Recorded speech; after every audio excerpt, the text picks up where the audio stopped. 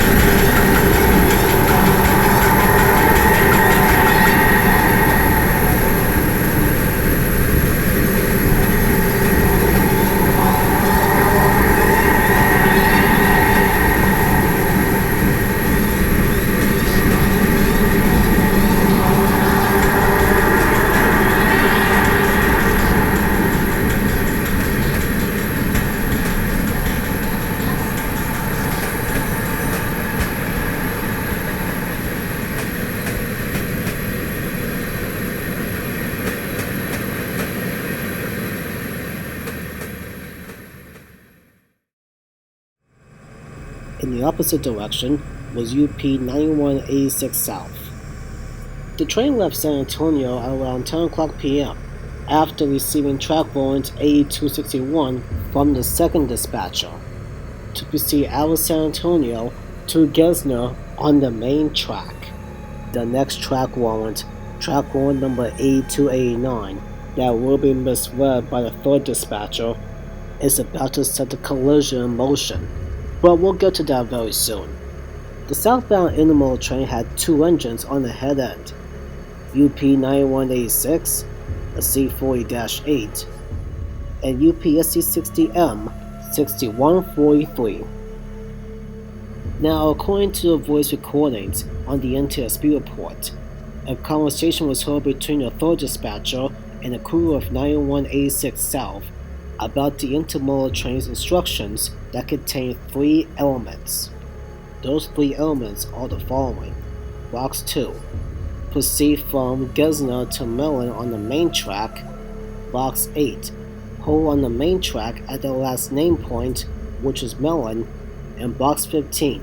Flag protection not required against following trains on the same track. Now, here's where things get interesting. There was one thing that was not heard on the voice recordings, which was box number 7, not in effect until after arrival of 5981 North at Gesner. So number 1, it was never heard on the voice recordings, and number 2, it was never confirmed by the third dispatcher about 5981's North arrival.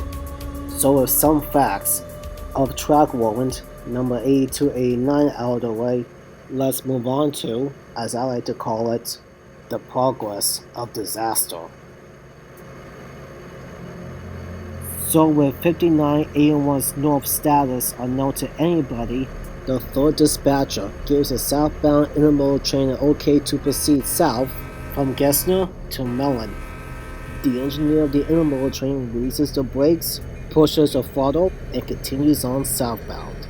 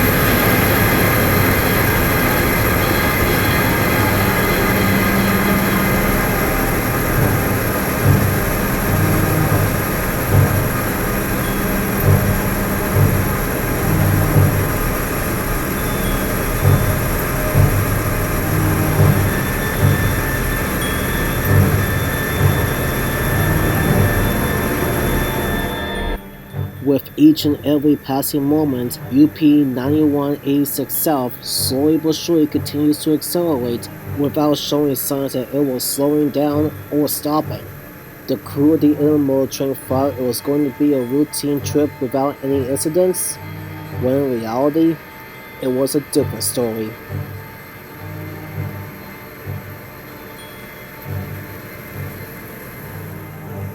During the investigation after the accident, both the second and the third dispatchers both exchanged conversations about the whereabouts of all trains around that area between 10:15 p.m. and 10:20 p.m.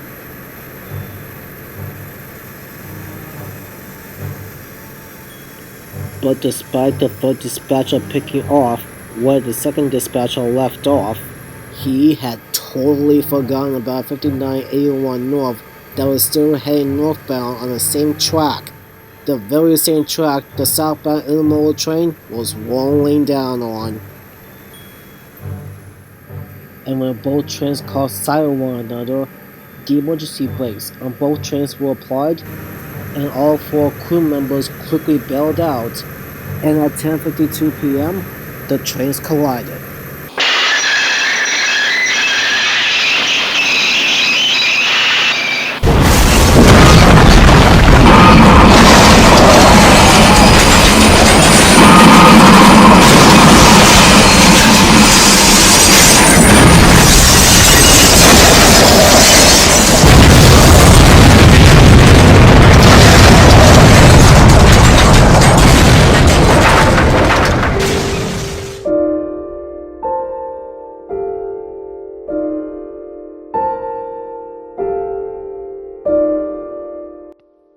collision was devastating. The C-40-8 9186 was thrown off the tracks and onto Texas State Highway 132, thus crushing the road in the process like a bulldozer, while the engine itself was torched by the fire. The Triclops SC-60M 6143 was flipped over on its side, suffering both fire and collision damage. Almost half of 5981's body was completely destroyed, crushed by the derailed intermodal cars. The cab of 4211 was sheared off, and 58-4 was separated from its fuel tank, but its car body was completely intact. Fuel tanks from the locomotives were erupted, and the crash site was soon on fire. Rescuers soon arrived at the scene, and after the fire was put out, the search for survivors began. In total, 4 people died: the conductor of 5981 North, the engineer of 9186 South, and 2 unknown individuals who may have been riding on 5981 North. And 2 more suffered injuries: the engineer of 5981 North and the conductor of 9186 South. The estimated cost was $6,015,067 in damage. The investigation from the NTSB revealed that dispatcher error played a critical role in the accident. After giving UP 9186 South an OK to proceed south from Gesner to Mellon, without confirming or acknowledging the current whereabouts of UP 5981 North, and both trains were doomed the moment they caught sight of one another on the horizon.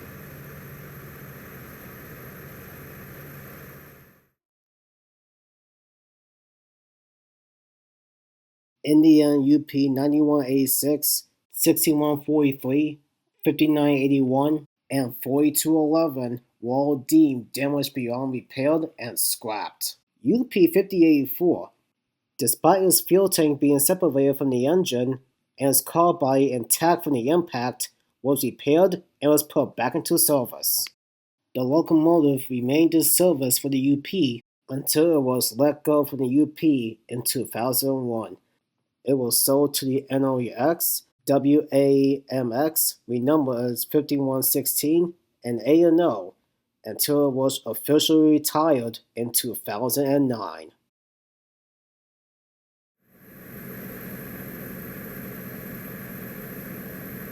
So normally I would end things right here, but this story is not over yet.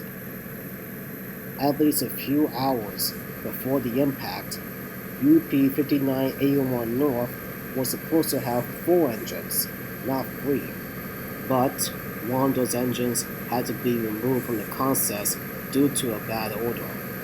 That very fortunate locomotive in question was UP SD40-2, number 3303.